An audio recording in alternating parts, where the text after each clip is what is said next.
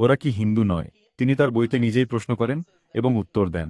তিনি বলেন, আমরা সিস্টার নিবেদিতা বা আনি বেসান্তের মতো মানুষদের নিয়ে কি করব, যারা এখানে জন্মাননি, কিন্তু তারা তিনি এই দেশের প্রতি ঠিক যে কোনো হিন্দুর মতোই সম্পূর্ণভাবে নিবেদিত। তাই এমন লোকদের এই হিসাবে ধরা যেতে পারে, তাই ব্যতিক্রম করা যায়। তাই তার হিন্দুত্বের ধারণাটি ছিল সবাইকে নিয়ে চলার মতো, কোনো বিভেদ সৃষ্টিকারী নয়, যেমনটা বলা হয়ে থাকে। আর গান্ধী হত্যায় তার জড়িত থাকার প্রচারটিও একটি অপপ্রচার।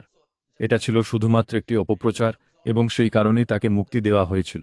কমিশন, সেই বিচার কার্য অনুষ্ঠিত হয়েছিল অনেক পরে, আপনি জানেন, সেই জেল কাপুর কমিশন আনুষ্ঠানিকভাবে গঠন করা হয়েছিল, যা তাকে নতুন করে আবারও ফাঁসানোর চেষ্টা করে এবং তাকে কঠোর নজরদারিতে রাখা হয়। কিন্তু এরপর আদালতের আইনের দৃষ্টিতে তাকে মুক্তি দেওয়া হয়েছিল, কারণ এটি একটি অত্যন্ত দুর্বল প্রকৃতির মামলা ছিল।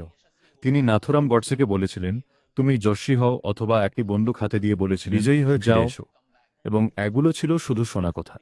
কেউ কাউকে বলেছিল, ইত্যাদি। তো এটা নিজেই একটা বড় গল্প, যা নিয়ে বিস্তারিত আলোচনা করা যায়।